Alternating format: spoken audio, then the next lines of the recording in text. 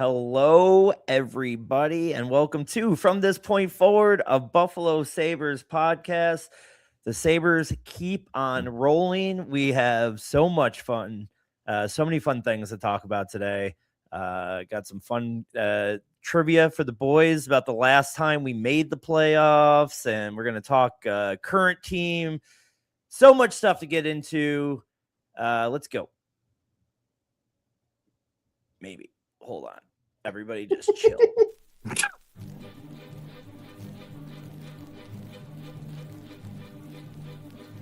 Let's acknowledge the fact that in one of your favorite movies of all time, you thought the slogan was "Ducks quack forever" instead of "Ducks fly together."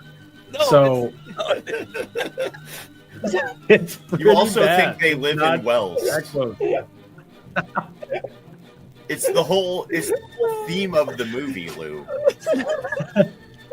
But he had the duck call. They go quack.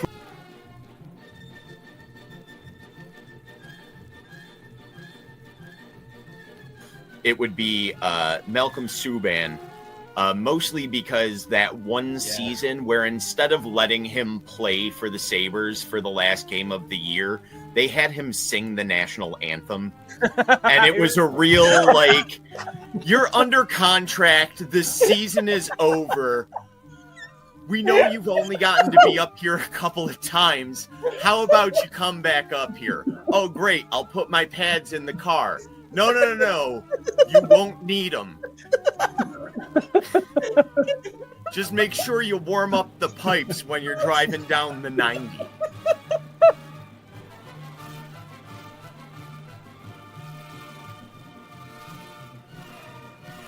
Mitch Marner.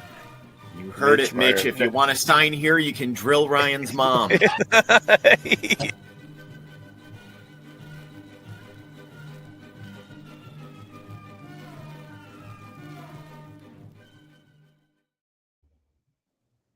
Well, what is up? How are we feeling today? Chris, you're traveling. Mira, you're in a dungeon. It looks like we gotta go wherever you can go to get internet these days. I know. Chris, how you doing? We're feeling great. 7 out of 8 points on the road trip. Yeah, we're a few minutes late starting the pod. Yeah, you didn't know how to start the theme song, but it's been 14 years, okay? We're rusty. We're not used to feeling good. No, it does feel weird. It does feel weird. Rye, how are you doing tonight? I'm doing well. For the first time in maybe my entire adult life, I said something nice about Peyton Krebs in the group text over the weekend. So this newfound Sabres success has got me feeling really happy. So I'm even saying nice things about Krebs. Yeah, I mean, I don't know. We've had this conversation so much in the group chat and probably on here. And, I know a little bit of what you do is a bit, but I know you hate Peyton Krebs. But I mean, there's no better fit than that top line. Maybe a healthy Benson, but it's obvious that he's not playing healthy right now. And you can't break up the McLeod line because that line's just going fire right now. So it's just like, who else do you really have to put up there, even if you wanted to try something else? And they're really building some chemistry. It's insane, but he's been playing good. I guess Krebs scoring an empty net goal to clinch the first series of the Sabres' first playoff round in 14 years will bring peace to the world. The Strait of Hormuz will open. Oil will drop to 8 cents a barrel. We'll all be dressed up like 19th century capitalists with the big hat and monocles. I can't wait. It's going to be great. I want to get into talking about what that environment's going to be because I'm getting chills just talking about it. And, we're pre-show here. We were just in the waiting room talking about our Sabres tickets and getting playoff tickets. And it's crazy that that's like a month away. That not even, right? I mean, we're a few weeks away from that coming, and that's insane. I wanted to start off today by officially starting the Zach Metza fan club. Now, I feel like you guys have pushed back pretty hard on my Metza love all year, but this is the most insane stat ever. He has not been on the ice for an opposing goal since October 25th. That is, the Sabres sucked. We didn't even like this team on October 25th. I mean, it's crazy. Now, I know he hasn't played 71 games. It's only, I think it's half that. I think he's at like 38, maybe. I'm guessing there. But I know it's about half the season. So I'm not saying that he's played every game, but I mean, can we just finally be convinced that this guy might be just a good, steady defenseman? People want him to hit. People don't love the giveaways every once in a while, but you just never hear his name. You never hear his name making a huge mistake. There's a giveaway here or there, but he's just a steady defenseman that I don't care. You can't break those numbers. It's a big enough sample size that's something. Chris? I'm not. Okay. I'm sorry. Oh, I'm not go hearing ahead, many complaints about him at all. Maybe I'm not following the same people you are, but I'm really not seeing a lot of complaints about him anymore. I think most people are recognizing that he's a huge benefit to this team. I mean, even Lindy Ruff. I mean, with his comments recently about how much he's adding to the lineup, I think he's basically played himself into a top 6 role, not just for the rest of this year, but for next year. I mean, Chris, you were pointing out. I think that first game is the one that I missed where he and Stanley were playing together. Mm-hmm. But even since then, I've seen them play together. They're a fit. And if he can unlock Stanley, you're I hate to say stuck with Stanley, but if he plays better with Metza, I'm all for just keeping them together, locking that in as your 5th and 6th defenseman. And we already have a great 1 through 4. Just run it back. Chris? I'm going to take you back to 2011, 2012, and we're going to the New York Knicks. We're going to MSG, the Garden, baby. Do you remember Lynn Sanity? Well, we have Met Sanity right now. Okay? You can't deny the numbers that he's putting up. Yeah, it's limited ice time. Would I like him to be on the special teams? I don't know because he doesn't play them. But him and Stanley on the back end are a boring defensive pair that we would have beaten the door down for in 1997. So, it's a little bit of a different flavor on this roster, and it's nice to have some steady hand back there. I have a really solid former Sabres comp for him. Can you guys guess who it might be? It's a former Sabre comp, I think, for him. I'll give some clues here. This is like a steady defenseman. You never hear his name. Doesn't make a lot of mistakes. Is kind of frustrating at times with just how slow he is and sluggish, and he's not really physical. He never hits anybody. Give me the era. 90s. Did you have Schmelik? his jersey, Lou? Richard Schmelik. That Good. is right. Good. That he really is giving me Dickie Schmelik vibes. And that's a big compliment coming from you. I know that.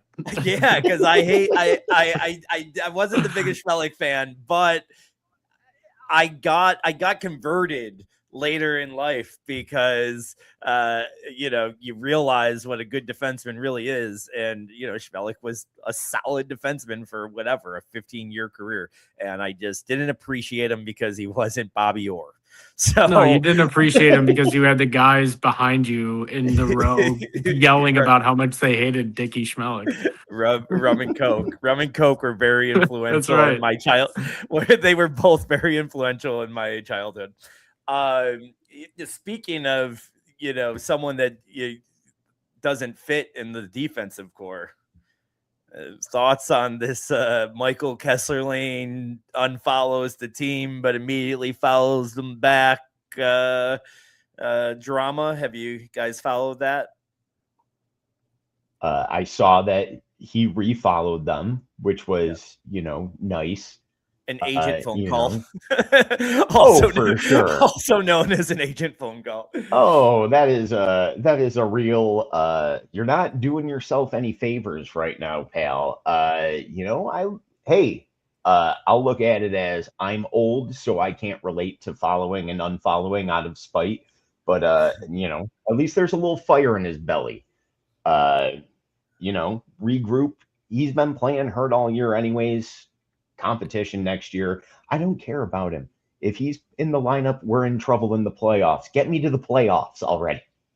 I saw that out in Calgary. I think a similar thing happened where a couple players like unfollowed Dustin Wolf or something like that. And I think they were messing with the account that's tracking this, because I think they're on to the fact that, now there's a bot that's following this tracking the follows and unfollows. But with Kesselring, there's really no defense to that. You can't say he's like just messing around, because the guy's pissed off. He's mad he's not in the lineup. And I think he's just tired of seeing all of like the Sabres win streak stats all over his feed. He can't deal with it anymore. He says, I don't want to see it anymore. I'm done with this team.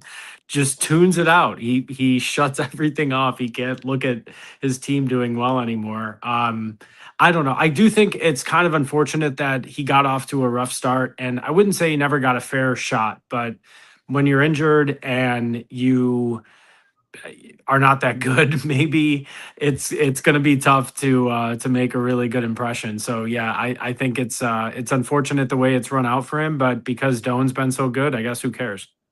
It's free money, now you can trade him in the offseason for a 7th round. You aren't the guy who made the trade. You got the other guy on the trade. Even if you wanted to try to justify it, that's better than the player you traded already. It's time to go. I mean, but there could be a success story. We could have a Jay McKee situation, and he has to play in the play. I'll tell you what, I want him in over Shen. Like, if there was an injury, I want him before Shen. Maybe Timmins before Kesselring when Timmins is back. But I think I want Kesselring over Shen. I can't have. I'll tell you what, I love Metza, but I can't have if like one of the top 4 went down, I can't have a Shen, Metza, Stanley be half of my backcourt. That would really, really change my optimism for anything. So I think Kesselring at least has the ability, in the league. He's played well in the league. Yeah, Luke Shen did too 25 years ago, but Kesselring has had recent success in the league, and I would imagine most of what's going on right now is just injury. But yeah, that's got to be the worst. I'd be unfollowing too. It's like looking at still following your ex-girlfriend and she's dating somebody within 2 weeks. That's exactly what that's at. I'd be unfollowing. I'm totally fine with it. I do hate that he cowered under pressure and went back and followed him. He probably found that he had to delete Instagram from his phone though right after. But he's still on the team, so I don't get it. It's not like it can't even call it an ex-girlfriend situation. He's still on the team. Yeah, this is, but he's been broken up with. I mean, let's see, he's on the roster. The writing's on the wall. He's still living in the house, but they're sleeping in different rooms. That is 100%. I am in a hotel. This is a real cuck chair by the bed situation for old Kesselring. That's funny. I was just going somewhere with that. Kesselring. Girlfriend. I don't know. Now I forgot it because we said something funnier.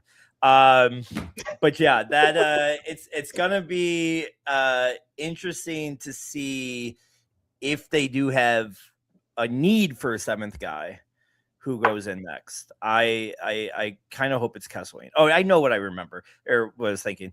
I mean, he started off bad here, and it really didn't. We didn't talk about it on this podcast because I don't remember it happening.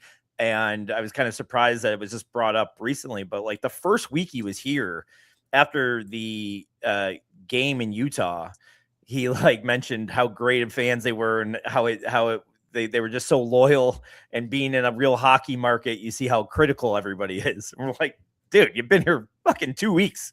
What are you talking about? And yeah, he made this comment October. So, I mean, he has not, embraced this move the same. And that's crazy too, right? Because like him and Doan are like besties, right? Like they were roommates when they still might be. And Doan just gets a 6-year contract for all the money, and Kesselring can't get on the ice. That's something. And But Kesselring was kind of talked about as the bigger piece not of the two. there's no doubt about that. Not kind of talked about it. I mean, that was the piece. Doan was the throw-in. I Doan know, was but it was maybe supposed to be Kesselring for that.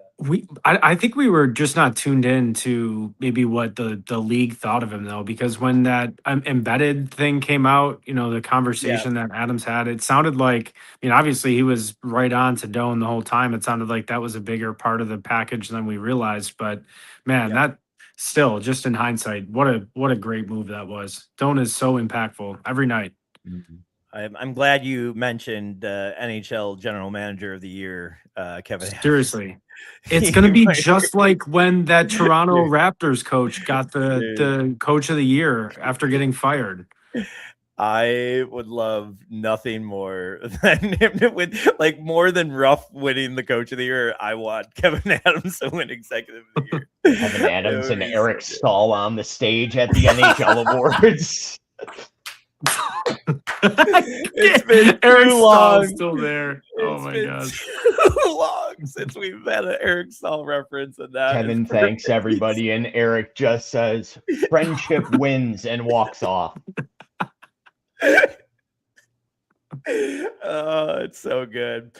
The other, I lead in with the biggest stat, the big Mets stat, but another huge stat is the Sabres are just coming off of a 40-game stretch that has not happened since 95-96 with that Red Wings team, which is the most insane hockey team, definitely of the modern era. Not the Canadians teams that just got all the best hockey players in the world against the 6 other hockey teams. I'm not talking about them, but the best hockey team in modern era was that Detroit team. I mean, Yzerman, Fedorov, the Russian 5, and so this hasn't been done now. Whatever, overtimes and shootouts. Well, I don't give a shit. I don't want to take away from it. It's the best 40-game stretch since 95. It's just baffling. Yeah. I have nothing to add with that. It's incredible to be on pace with a team that has 7 Hall of Famers from that 95-96 Detroit team. With, I know there are superstars here, and they're definitely, well thought of amongst the league, but like Tage and Dahlin aren't upper crust guys to casual NHL fans, not like those guys were. To have the makeup of this team be putting on something like that is incredible. Yeah, I mean, I think back, in putting this into context, I think back to some of the things I was wrong on earlier in the year, like trying to, back when I was mad and early in November, right? Just before everything turned around, I was like, yeah, you can maybe flip, Zucker for something. And truly every guy right now on this team has a role.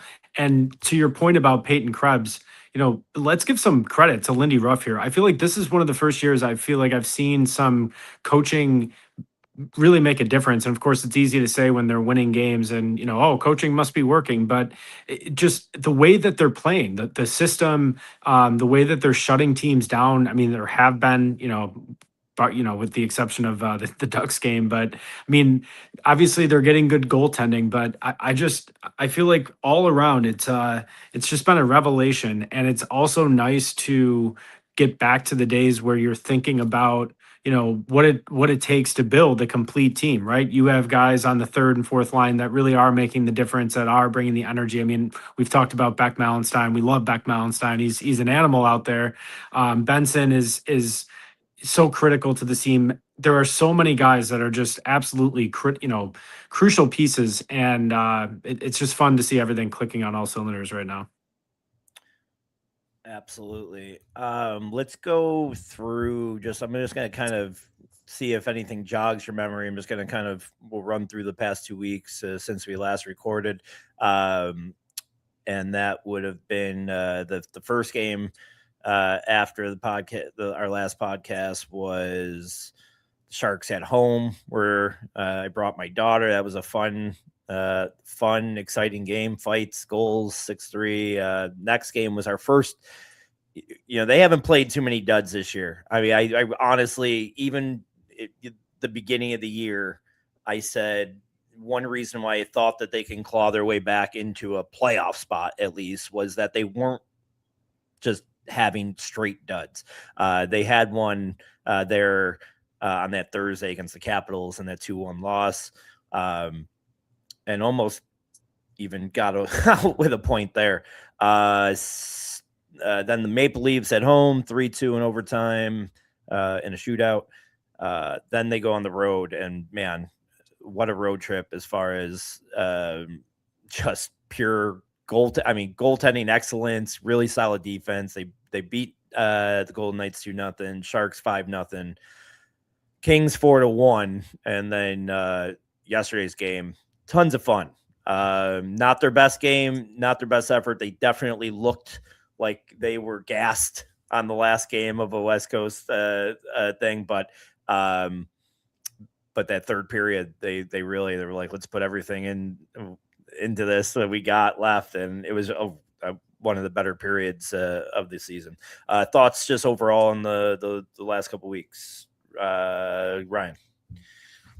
Well, I share your thought on how they looked in the last game, particularly looked like they were running out of gas. It's nice to see that they have that in them to be able to just, turn it on for a period. And when they have all four of their lines rolling and they're just like putting the forecheck on, I mean, they had a couple plays like there was a passover and Quinn, I think, had like a one-timer, and it was just like a beautiful combination. And they Huso or whatever, Husso made a really nice save. But I don't know. I mean, they've just played a consistent brand of hockey. I feel like I know they've been outshot a couple of these games. And, sometimes you might expect that going on a quick road trip like that in March. This schedule also has been really grueling. I mean, given the fact that they've had to condense it and fit a lot of games into a short period of time, I think we have to give them credit for playing as well as they have on tired legs. But to a certain point, maybe it's helping them, right? Because they're really clicking. And so if you're playing well, it's probably a blessing. And if you're struggling, it might be a really, tough thing to break out of. So yeah, I'm excited to see how they finish this next stretch. What, they have 10 games to go, I think. Really, I mean, just bear down, and I'm still kind of aiming for first in the conference. It's within reach. You need some things to go your way, but I'm not writing that off yet. No, I don't think you for should. sure. Chris? I mean, so much has happened. That Sharks game, that's the start of the Jack Quinn hot streak. And the night before, we were talking about how disappointed we were that he didn't get moved for something. Yep. Egg on our face. He's been on a tear the whole last 2 weeks. I've liked him. I feel like I've liked him all year. Yeah, you've liked him more. Yeah, but I mean, that was like the conversation when it was coming to trade deadline was like he seemed to be the most likely piece to find a new home. And maybe we were wrong. Even that Capitals game, it turned into a dud, but that game started off. It could have been 4-0 at the end of that first period in that game. They got a little too cute, and then they got caught in that just slow plodding game that Washington wanted to play. Still almost got a point. That Toronto game was a little tougher. That was like the last gasp of Toronto. That was the first game after the Matthews injury, right? Yeah. Yeah, so they were coming in with a chip on their shoulder. You got that to overtime. You got your 2 points. You put them dead in the water for playoffs. Then the road trip. Honestly, how we're talking about how they looked gassed yesterday, to go to Sabres after darks, 10 p.m. start, then jump to a 4 p.m. local matinee there, and then go to an 8 p.m., 5 p.m. game the next day. Don't blame them for being gassed. It's definitely going to help them with preparation when you get to playoff time, when you've got that grind in, grind out set schedule. So once again, 7 out of 8 points on the road, feel great about it. Again, a night where they had their worst and they didn't get the goaltending, because that seems to be the national criticism of the team is like, well, they're getting better goaltending than they should be, so they'll fall back to earth. They still, I mean, they were leading with 2 minutes left before that penalty. So how can you not feel good? Yeah, for sure. I want to take a second here to before I share a stupid trade take I got. I want to take a second and remind everybody before I ruin everything. I want to take a second, remind everybody to go follow us on Twitter or X, whatever it is nowadays. At X.com, the everything at Sabres Drought Pod. Follow us there and follow us on YouTube at Not Your Uncle's Podcast Station.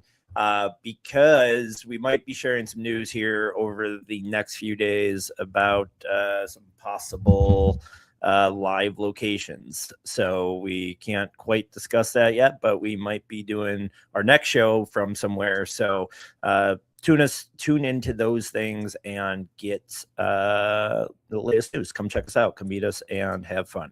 Now, really dumb. I really don't think it's dumb. But this is going to be the next TikTok video where people are calling me an idiot, loser, making fun of my hat and my glasses, making me cry at night, making me question every decision I've ever made. I'm sure, because this isn't a Brian Rust idea. And let me just tell you, can I just say I was wrong? I've grown up as an adult, and I just want to tell you I was wrong. I know it's on the X and the TikToks, and the kids are still making fun of me every once in a while. I still get one more comment that comes up, and it's still about my glasses, and I don't appreciate it. But this might be the next one. I texted you guys, and you guys said, we're not even going to talk to you right now. We'll talk about it in the pod. So I think Josh Norris, to think Josh Norris's contract is anywhere near, the player's fine. The player's good. I like Josh Norris. But to think that that contract and that player has any kind of trade value is pretty crazy to think, in my opinion. I don't think many people would want that contract. So we got the situation with Tuck. Norris makes over $8 million. I told you guys I would trade Norris and a first for a bag of pucks to get rid of that money, be able to sign Tuck long-term, and still have a little bit extra money to go add to your team. Thoughts? Ryan seems the one to hate me the most. So Chris, you start. I'm not gonna lie. I hate that idea. I hate that you love the attention from the bad comments. I hate the fact that you wore normal glasses so that you can't get made fun of with your glasses when this one comes out. I mean, they're as normal as I have. It's a weak plan, Lou. I know we have the injury past with Norris, but we don't know what's happening in this run up here. What if he puts together a 20-point playoff run? You just want to trade him because you like money. If he puts up a huge run, then obviously I'm thinking something different. But I just got a way better way to present this, but I'm gonna let Ryan tell me how stupid I am too, and then I'm gonna punk both of you, and you're gonna be like, oh yeah, go ahead, Ryan. Okay. Louis' plan as Sabres GM is anytime a player starts doing well, it's to immediately get him off the team. It's like Oslin started showing signs of promise, and you're like, oh, who can we ship him off for? Top value. Right. Okay. He's still looking pretty good to me and very impactful on a nightly basis. I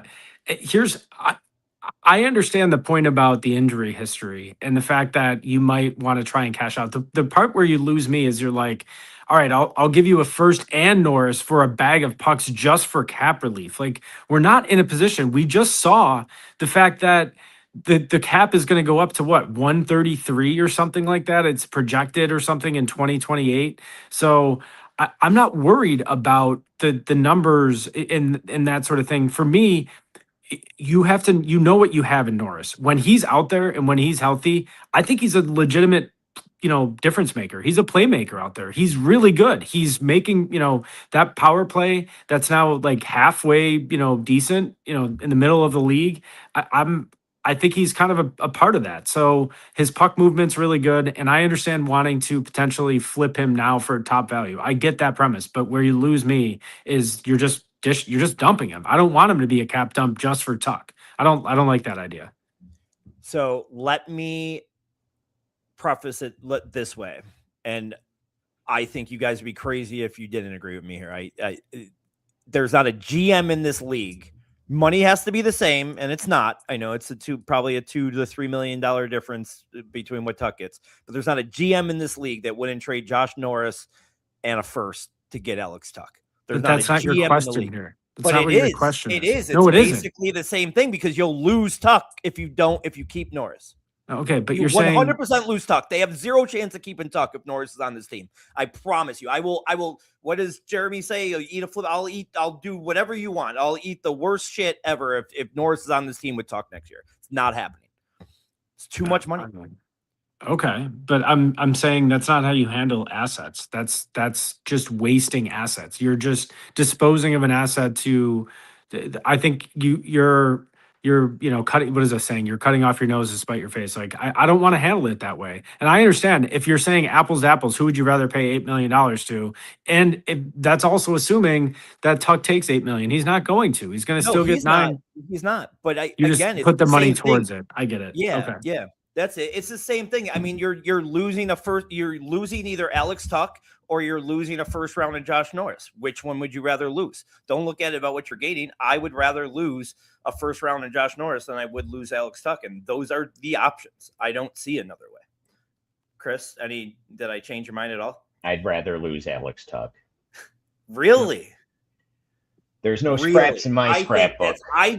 I'm going to put that poll up, and I don't want to pay a 36-year-old man $12 million. I understand that. I'm not super comfortable with the Tuck, what that would be too, but I don't want to pay a guy that might be hurt half the year $8.5 million. I'll tell you what, who's not good enough for $8.5. Alex Tuck good. has the playoffs of a lifetime and leads us to a cup final. We don't even have to win the cup. All right. Just leads us there. You can pay him whatever you want. And then you could trade Norris and I'll sign off on it. And I'll personally deliver the first round pick over to St. Louis and bring back the bag of pucks for us. All right. Good. And on the way there, while I'm there, I'll also tell Colton Parayko what I think of him. No, I actually will, because he would kick my ass.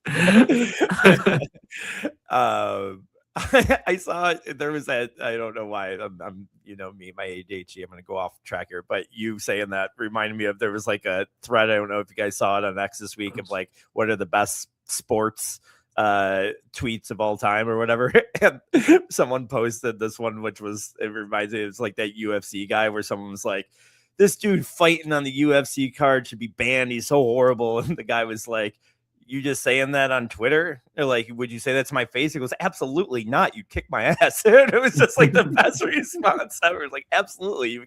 And the UFC fighter wrote back, was like, touche. It was the best response I ever seen.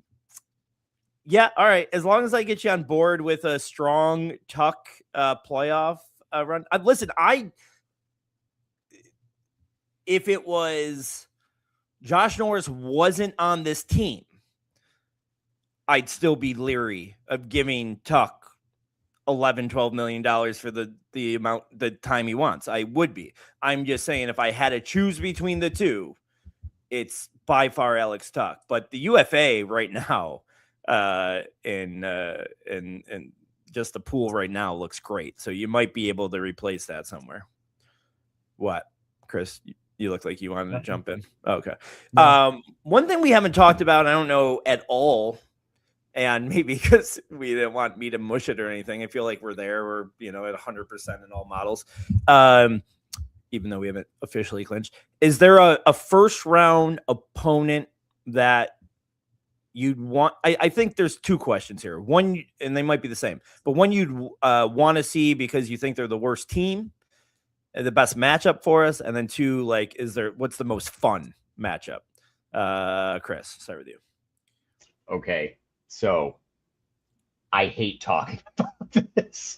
It's my least favorite football conversation when it's getting towards the end of the season. And it's like, well, who do you think the Bills should match up against? Who do you want them to? I don't give a shit. Get to the playoffs, win games. I will say who I think the most fun is. I think, and even though this is probably on your scary teams, first round matchup with the Canadians. Both, no matter where you're playing, the barn's going to be rocking. Two young teams, big transition, a potential for a lot of high scoring and overtime games. I think watching either the Habs or the Sabres down 1 goal in an elimination game, going all over the ice is the best bang for your buck in the NHL playoffs. I definitely think it would be the most fun. You don't have an opinion on maybe your favorite or least favorite idea? I don't give a shit. Okay. All right. Rye. So that one fun, actually favorite, would scare me the most, I think, too, though. I mean, I've grown to respect the Canadians. I think if they have good goaltending, they are, almost as complete of a team as the Sabres are. I mean, Caulfield's a legitimate superstar.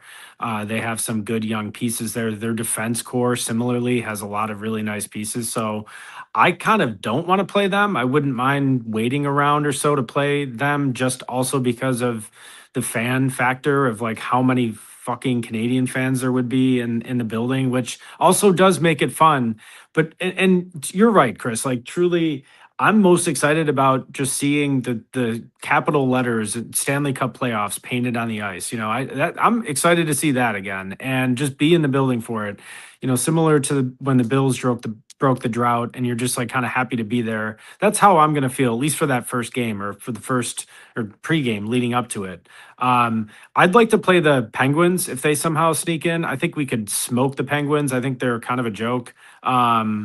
They're not sneaking in. They're in second in that division right now. Great. But they're a possibility. Because it's so close that they are a possibility to fall back. But yeah, I'm agreeing with you. But it's just crazy that they keep winning. Yeah. Is Columbus Are they out? Right. No, they're right behind Pittsburgh. They're in third. Right now, it's Carolina, Pittsburgh, Blue Jackets in that division. Us, Tampa Bay, Montreal in our division, and then Boston and the Islanders are sitting in the wild card with, I would say, Detroit, Ottawa, and Philly maybe still. I get if you're calling Ottawa sitting at 81 points, Philly sitting at 80 with 2 games in hand on the Islanders, who are at 85. Okay. That was a lot of numbers. I'm sorry. Those are the teams that you would have to consider. I think you're in this conversation. You're considering Philly, Ottawa, Detroit, Islanders, Boston, Columbus, Pittsburgh, Montreal. Just not Boston. I know it's just like the same reason I wanted to rank them like number 6 in the power rankings this year, because I don't want to have to deal with them. I know they should not be good, but they are always good, and they have that logo. And I'm just like, I'm worried Chara is going to show up at some point still and start whooping our ass. Luckily, we have Stanley now, but that'll force us. Then we have to play Shen. Chara will come back, so we have to play Shen to match up. It'll be terrible. We'll be beating ourselves. I kind of like a Columbus matchup because I do respect their team. I think they have some good pieces too, and I think we could actually, I would expect us to win that series, so I wouldn't mind them. Islanders, blah, boring. I mean, I don't know. Just give me some fun. Give me some. Yeah, that would be the worst. But that is like the most first round matchup, right? I mean, it's happened in the past. I mean, we've, Ziggy Palffy days. I don't know. Today, it would be Boston. Oh no. It would be Boston as of today. I think most fun. I think I got to agree with Montreal as far as like how that atmosphere would be. You know, I do think adding Canadian fans adds to the environment. I don't think it's going to be 50-50. You know, there's going to be maybe 15-20% of Sabres fans that take the money, and you know, maybe they're smart because it will be a lot of money. But so I think that would be the most fun. I think the matchup I want the most is probably Pittsburgh. I want to agree with you on Ryan. I just have not liked that team at all. I don't like Boston either, but I do share that same, like, I don't know, man. I've been fucking saying they're going to suck for 5 years and they just keep winning, and I'm done. I'm done trying to say. So I don't want that either. It also would be so cool if they beat them in that first round. Like, get that big monkey off your back and like go beat them in 6 games or less. I don't know. It would also be really fun to take a trip and go to TD for a game. That would be electric. So I don't know. Still, no, I probably would pass on that. I think Philly going on a surge here and making their way in would be the most poetic. Because that's our last playoff matchup, so it would be kind of full circle. If they came, the team that scares me the most is the Islanders, and it's just because of how they play. I mean, they're going to make every game a 2-1 game, and they probably neutralize our offense better than anybody else, and that's what scares me. I don't know how or what they would scare, but I just feel like playing the Islanders is like a really good football team playing a bad football team in bad weather. Like it's an equalizer. Their dumb system is just like, it's just going to take one bounce here or one bounce there to change those games. And I would be really anxious to play them. And to your point, the games would be boring and the environment wouldn't be the same. I mean, whatever, people are going to be going through the roof, but the Islanders would not have the same feel. All right, that's fun. I wanted to talk about that. It's probably going to switch. I mean, the standings are so tight that they're going to switch 75. They're switching nightly. You mentioned also it could be Ottawa. That would be another nomination for a fun one, just for nostalgia sake. And so many first round series with them. I feel like thinking back to the Ron Tugnuck days where the game 7 winner beating him. So yeah, that would be a fun one. I was gonna be on that after Chris said Montreal, but I had to follow my true heart, and I do think it's Montreal. But if just to be different, I was going to pick Ottawa because you nailed the points. Nostalgia, still that USA Canada thing, Cousins, Norris. Yep. I mean, there's some fun storylines there that I wouldn't hate that at all. All right, we just mentioned the last time in playoffs. I want to end the show today talking about. I'm big in nostalgia. I'm big. Let's talk about that team. Let's give them their props. They're about to not be the last playoff Sabres team in history, and so let's see some things that we remember about that team. Couple pop culture things. Do you know? Let's see. That was the year that The Hangover 2 came out. That's how long ago it was. Adele's Rolling in the Deep was the best song. Charlie Sheen's Tiger Blood interview was that year. That feels like that's been a meme for 75 years. Oprah's final episode. That one was what hit me the most. Oprah's been dead for 22 years, right? Like that's a thing. I mean, Oprah's final episode was in that year. And Osama bin Laden faked his death, and he's hanging out announced by John Cena to the world. He's hanging out with Tupac and Biggie. All right, just a fun little few. I thought it'd be fun to try to see how far you guys can go back and forth on naming the roster without messing up. Oh, no. Just players on our side. It's not going to be good. I'm sure it's not going to be good, but we could try. Let me pull it up. So you guys, you should have to give us. You should just have to give us the jersey numbers. That would help. Oh, dear Jesus. We could start with that, or we not start with that. But when you guys start trouble, when you get in trouble, when you lose the first time, we'll do a second round where I give out numbers to see how much you can go through. But let's see, what year was that? 2011, 12? Last Sabres. No, wasn't it No, 10, it was 10, 11? 11. Yeah. Okay, yeah, 10, 11. I got it. Man. Oh boy. All right. Well, I have it. When you guys are ready, we will start with Ryan. Thomas Vanek. Good. Son of a bitch. Derek Roy. Did I already mess it up? Nope. Good. Did I Sorry. freeze? Okay. No, you didn't freeze. I was like, wait a second. I didn't see him for a second. Like, he had to be on the team. Yes. Ryan. Nathan Gerby. That's a good one. And yes. Tyler Ennis. Yes. Oh, you're just copying. You're going short guy for short guy. That's Yeah, that's how I keep the roster in my head. Oh my gosh. I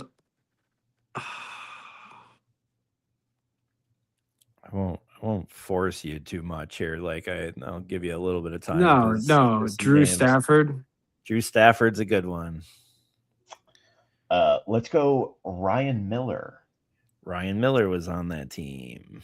Tony Lidman. No, wait, no, I didn't say that. I was kidding. I'm gonna say Tyler Myers. Tyler Myers was on that team. I was trying to throw you off by bringing up Miller to make you think of those mid-2000s. Yeah, thanks. You almost got me. You almost got me. I pulled Games it back. inside the game. Craig Rivet. Ooh, yes, captain of that team.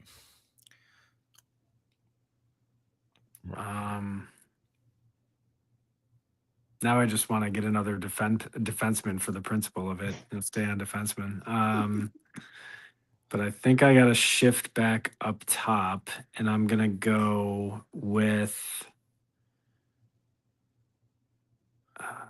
I will give you credit for anybody that even played a game that year. Andrew Peters, then. No. Peters was gone. He's gone. He's gone. All right. First out for me. First out, I'll give you. Let's go to Chris, and then we'll start doing numbers. I'll give you each a number each round. Jason Pominville. Jason Pominville. Do you want to keep showing off because Ryan's out before we get the numbers? Jordan Leopold. Jordan Leopold is good. Oh, I got another one. Rob Niedermeyer. Rob Niedermeyer was on that team. Yeah. I got reminded of that on X.com, the Everything app, the other day. He was part of the starting lineup for the final playoff game, and I completely forgot that he was on the team. Oh, dear Jesus. Jochen Hess. Yes, Jochen Hess. Who was the other goalie? I think I might be petering out. All right. Ryan, you had one? Dan Paille still there at that time? Paille is not still there at that time. So I'll give you a random guy and their number. 34.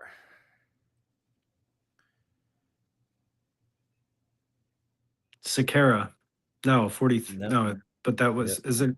No, he wasn't there. Sakara's not on that team. Oh, he is on that team. Sakara is on the team. I'll count that as, but he was 44. But I'll count 44. That as you said a name on the thing. I'll give it 34 to you. 34 was Matt Ellis.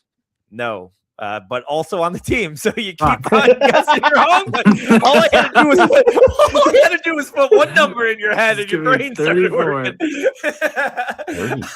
So Matt Ellis was, but not 34. Anybody want to come up with 34? 34. Was he a defenseman? He was. Played for the team for a while. Was part of, I want to say, the Ryan O'Reilly trade. I'm checking that. Keep thinking amongst yourselves. I think he was, though. Was it Matador? Well, okay. Steve Monitor. No. All right. I don't know if we traded him. Oh yeah, sorry. What? Did we reacquire Alex Kotolik at some point? I don't know. In June, right after that year, I'm looking at a trade that we traded this player away, who I'm trying to give you, Chris Butler, and Paul Byron for Kotolik, Regier in a second. I do not remember getting Kotolik back on a second run. No. All right, now I got to look this up. I'm like, that just is so baffling to me. Was it like a come back and to retire type of trade? I don't. Chris Let's Butler. see. He went, Buffalo to Calgary, back to Buffalo. Wait, Calgary. Who's this? Two teams. I'm sorry, Buffalo to two teams, which I don't know what that is. The hell that had to be. I don't know, but yes, he came. He had two different stints in Buffalo, which I didn't know. Look at that. I think did not know that. Also, didn't know that he went on to play with Edmonton, Rangers, Calgary again. Good for him. Good for him. Alex Kotolik, best shootout guy in that. All right, let's go to Chris, and I'll give you a number. I just started searching for Chris Butler, so now I got to get back to that. What about 72? Oh, dear Jesus. Luke Adam. 72. Luke Adam. Ryan Rasmus Ristolainen was there too, right? He was not. No, Rasmus Ristolainen has not played in a playoff game yet in his career. It's too late to acquire him now. Damn it! I know. That's why I wanted. That's another full circle moment. It's why I wanted him. Way better than fucking watching Stanley and Shen. I don't know. I want to slow down my Stanley hate because he really has looked different the last few games. But that's what about number 28? This is open for both of you. Oh, right, the Goose. Ostad was still there before we traded him for a first. Yeah, was Coletta still there then too? Then yeah, Coletta was still there. Yes.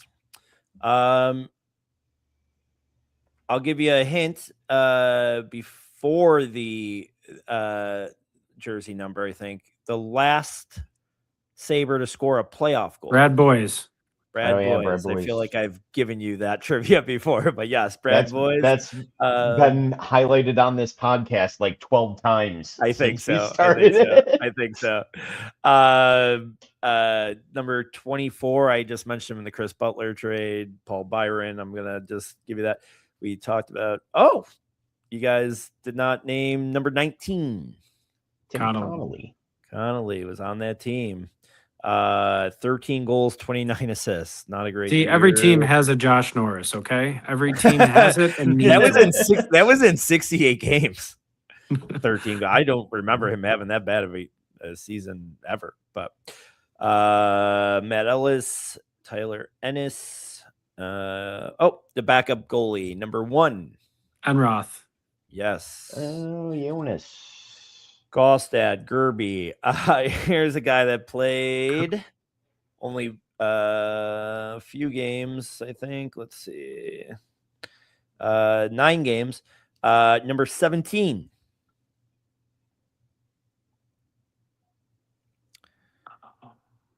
Maybe won a Stanley Cup with the Vancouver Canucks a couple years later. And was Cashin? Was it Cashin? No. Marc-Andre Griani. Oh, dear Jesus. Was the answer there. Number 25. Oh, Mike Greer. Mike Greer was on that team. That's another second stint guy. We said Hesh, Coletta. Oh, there was a third goalie that played that year. Number 40. Patrick Lalime. Patrick Lalime is right. Yeah. We said Jordan Leopold. Here's another guy that bounced around up and down from Rochester for a few years. And this year he played 20 games. Number 12. Number 12. It's one of those names that, like, I mean, he had to have a bus pass. He was back and forth so much to Rochester in 3 years. What position? Center or right wing, whatever. Forward. 12. I'm gonna bigger in Rochester than he was in Buffalo. He bounced back and forth quite a bit. He bounced back and forth. Was he bigger? Was he bigger in Rochester? You're saying? Yeah. Yes, I think he was a much better AHL player, obviously, than he was an NHL player. Mark Mancari. Oh, Mancari. Yeah. Remember those years when we were like, "Oh, Rochester's so good; they're going to be so good when they come here," and then they weren't. Yeah, there was a lot of those guys. Who's that? I don't think there was any hype for Mark Mancari though, ever. Like, did anyone ever get excited about that guy? No, I remember him having a run in Rochester and it being like, oh, you know. Yeah, I mean, maybe he played. He's a guy as everybody's aging out. I bet you he played 50, 60 games over 3 years. I mean, 20 in this season. Number 8, forward. Forward at number 8. All I can think of is Donald Audette or Jeff Sanderson, and it's neither of them. No, and Donald Audette was number 28. He was Jeff number Sanderson, 8 his first Jeff stint. Sanderson was number 80. 8. So you had the 8s. You had the 8s, but fighter, fourth line player, tough. Cody McCormick. Oh yeah, I just wiped these types of guys out of my memory. No, I know. Defenseman number 4, Leopold. No, he already said Leopold, and that was 3. Oh. I'll give you. Man, this is bad. Maybe I shouldn't say this now after I smiled. CTE. Oh, didn't I say Monador? Steve Monador. I said that earlier. Did you say it earlier? I didn't hear. I said earlier. You said it earlier. You were thinking of him. Oh, and Lou I'm didn't sorry. count it. I didn't. I did not hear it. I'm sorry. I won't even bother you. It was when you mentioned 34. I was like, Steve Monador. It's got to be. I didn't even hear it. I'm sorry. I think we named everybody else but one guy, defenseman number 6, and he was here for a run. Butler and this guy. Yep. We're always Mike. Mike Funk. No, but Mike Funk was a guy. Mike Funk was a guy. He was. He played. He was a trade deadline thing from Minnesota one year. That's so crazy. What the fuck was his name? Chris Butler, and this guy in a second was always Mike Weber. Weber. Fuck me. Weber. Close. There it is. Mike Weber. Well, that was fun. Did I have anything else? Let's see. I think I had one more question. We just named the whole roster. We obviously know who the last one is. Do you know that? Can you name the 2 guys that scored 30 goals on that team? I mean, obviously, I think one's pretty obvious. Vanek is one of them. The second one's tough to, because there's a few guys that it could be. One of the first guys that you guys guessed. I don't remember which one of you guessed them, but I'll say Roy. It's Drew Stafford. Drew Just got over with 31 goals. Well, why is he never involved with any of the Sabre alumni stuff? I feel like he's that is weird. That is weird. You never see him in any of that stuff. And he was on those Miller teams, and they all come back for these things. Was he not? Well, he wasn't on the 05-06 team, obviously. So he came in a little bit later. I don't think I've seen him. And it's not like he went on to have a great career somewhere else. He was kind of always a Sabre when he was playing. So. Yeah, I think he only played in Boston after here, but that could be a complete lie. But I know he went to Boston. I know that's where we traded him. Yeah. I don't know. Anytime I say I know something 100%, I'm 99% wrong. So, but anyways, that was fun. Please do go follow us. Stay tuned. We might be announcing a local show in Buffalo, at least for our next podcast, and 2 weeks from tonight, and then maybe some bigger news to share about some playoff opportunities. Come watch us. For Chris, follow us at Sabes Drought Pod on X, and then at Not Your Uncle's Podcast Station on YouTube. For Chris Plumer, Ryan Mura, I'm Louis G. Sabres are on a warpath. 2 more weeks, and we'll be talking playoffs. Let's go. Ooh-ah.